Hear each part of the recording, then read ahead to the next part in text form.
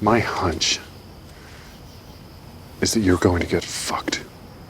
And I've never seen Logan get fucked once.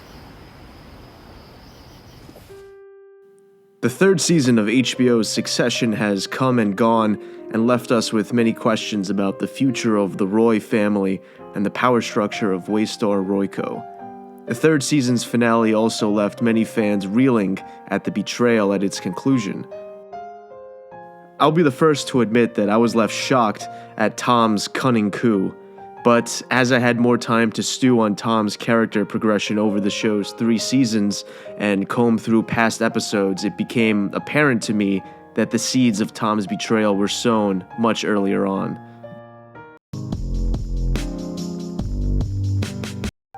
Succession is my favorite current TV show, and although it is hopefully far from over, I'm more than comfortable saying that it's one of my favorite shows of all time, elbowing and jostling with the likes of Game of Thrones and Breaking Bad. The love for Succession is mirrored by many, as it succeeded Game of Thrones as HBO's flagship show. And to anyone who's followed the Roy family exploits through the last 3 seasons, it isn't difficult to see why. The performances are phenomenal. The locations are interesting. The documentary-style camera work is fresh and holds you enthralled to the characters. But in my opinion, the aspect of Succession that is the most responsible for its ascension to the throne of television is its writing. I've never seen a show or movie with punchier dialogue or more creative insults than Succession. That's about as choreographed as a dog getting fucked on roller skates. But that only addresses the surface level of the show's brilliance. The writing truly glimmers with its character creation and development. Probably the most unoriginal statement I could make about Succession is that it's a show about unlikable characters doing unlikable things and generally just being unlikable people.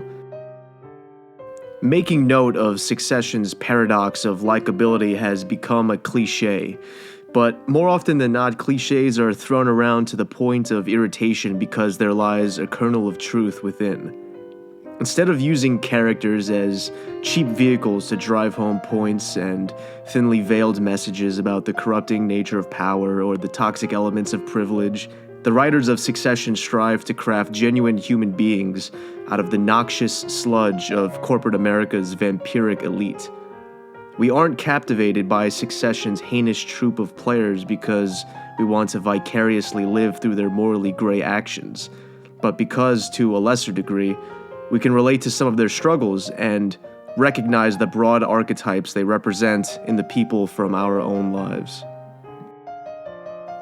In Succession's cast of characters, Logan and his trio of ambitious offspring hog a great deal of the attention. They make up the top tier of Waystar Royco's hierarchy of power.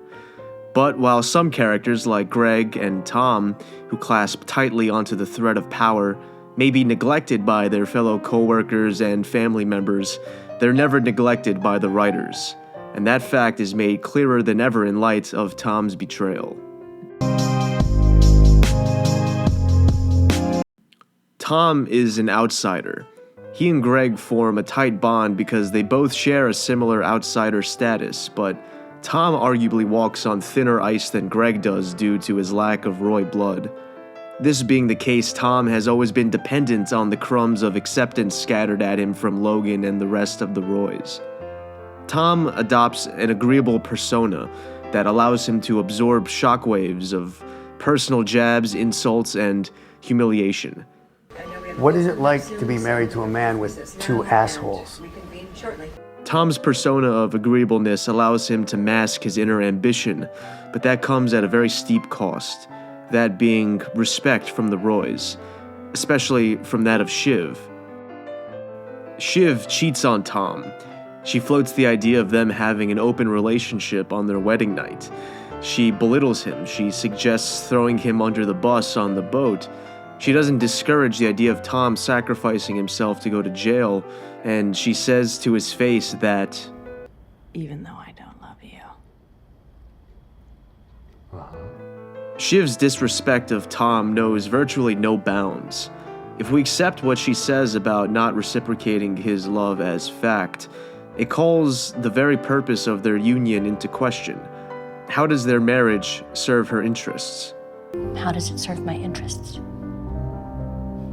It's clear that love and settling down with a family aren't Shiv's prerogative. Shiv's express goal is to scratch and claw her way to the top of Waystar at any expense. For how Tom exactly fits into her cutthroat plan, I believe there is some insight to be had from Logan in what he says to his daughter on her wedding night. He tells her, "You're marrying a man fathoms beneath you because you don't want to risk being betrayed." Shiv perceived Tom as the ideal partner because she knew of the power and control she lorded over him. But it doesn't quite address what Tom brought to the table himself. For insight into that, I think it's important to notice how in many ways Tom's relationship with Shiv mirrors his relationship to Greg. The dynamic between both relationships are flipped, but similarly toxic in nature. With Greg, Tom feels secure enough to let his guard down a little and be more open about his ambitions and concerns. Likewise, Shiv has in Tom someone that she can plot her schemes for the top with, comfortably. These relationships with somebody lower on the power totem pole are necessary for Shiv and Tom because of how exhausting it is to breathe permanently wearing a bulky masquerade. But when that masquerade is tossed aside and the stream of raw emotions is allowed to flow, the toxic often commingles with the healthy. Advice. Just, don't fucking bother, okay? The bullying of a perceived lesser in the hierarchy is indicative of Tom's character and his mental state. He's insecure about the uncertainty of his future, and at times uses Greg as a punching bag to take his frustrations out on. Shiv's infidelity and lack of loyalty accentuate this in Tom. What appears to be the primary difference in Tom's relationships with Shiv and Greg is that Tom seems to grow closer to Greg and drifts further away from Shiv. Tom takes Greg under his wing, looks after him, but ultimately, he's seeking a lackey, someone to do his bidding and someone to whom he can express feelings he'd rather keep under lock and key around others while still retaining the ability to assert his power and higher status. I believe it's likely Shiv marries Tom for the same reasons. A marriage or even a friendship founded on such a precarious fault line isn't likely to stand the test of time. Because of this, I think it's very possible that Greg might be hiding a dagger or two with Tom's name etched on it up his sleeves in a later season. We know from the finale that Greg's self-confidence and ambition is growing. In the scene where he sells his soul to the devil, he specifically asks Tom if he can have his own lackeys as part of the deal. Although many people can only see the Greg and Tom dynamic trending upwards post-season 3, I think the essential ingredient that could incite a potential Greg betrayal is resentment. Being the inferior in a relationship and being the perpetual victim of the superior's slings and arrows will naturally create a petri dish for feelings of resentment and bitterness to grow powerful enough that they are translated into action. Tom's agreeable country mouse persona proved successful in deflecting attention from his ulterior motives. But in addition to the steady regimen of ridicule he received, it also painted a logical scapegoat's target on his back anytime the company found itself in scalding water. I think it's likely that Tom does have genuine feelings towards Shiv. He refuses to acknowledge her affair when Greg informs him, and he appears truly hurt when Shiv shanks his ideas of starting a family and at her indifference at the prospect of him being incarcerated. When the Roy siblings are plotting in the car ride en route to killing their father, Tom's future prospects are treated as a minuscule detail to be ironed out after the fact. In that moment of peak resentment and quickly deteriorating cancer of the career, Tom makes his decision. But it wasn't just an impromptu split-second decision. It was one Tom was building up to all season long. In season 3, his relationship with Logan. Tom and Logan's bond has always been a bit rocky. But the two have a good deal in common. I would even go as far as to say that Logan has more in common with Tom than he does with any of his kids.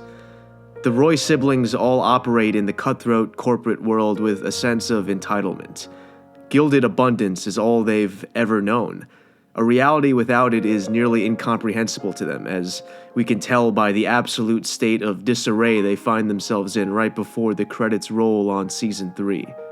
They take it for granted that the top spot is destined for one of them. Tom, like Logan, came from humble beginnings with a primal hunger to climb the ladder until they reached the top or died trying. All along, Tom has been much craftier and more calculated than he let on. He understood that, no matter the circumstances, Logan was the horse to back, even despite his advanced age and ailing health. In his quest to earn Logan's favor, Tom demonstrated two indispensable qualities, the first of which was loyalty.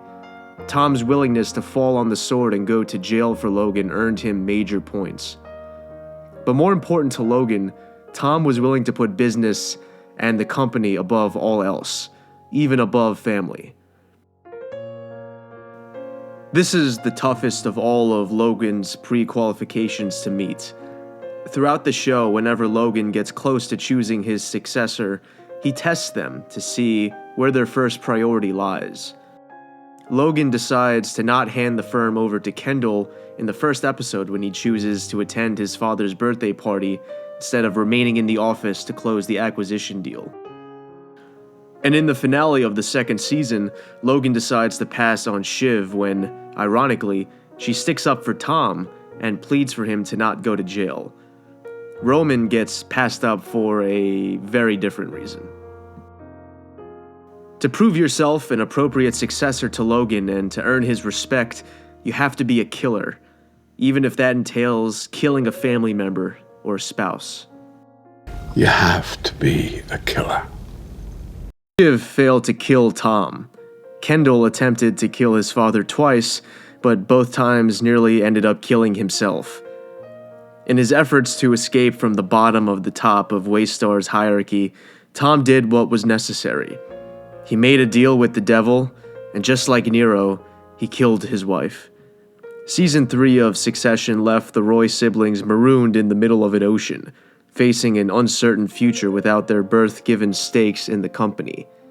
Tom secured his position and earned the respect of Logan, and he did it by being a killer.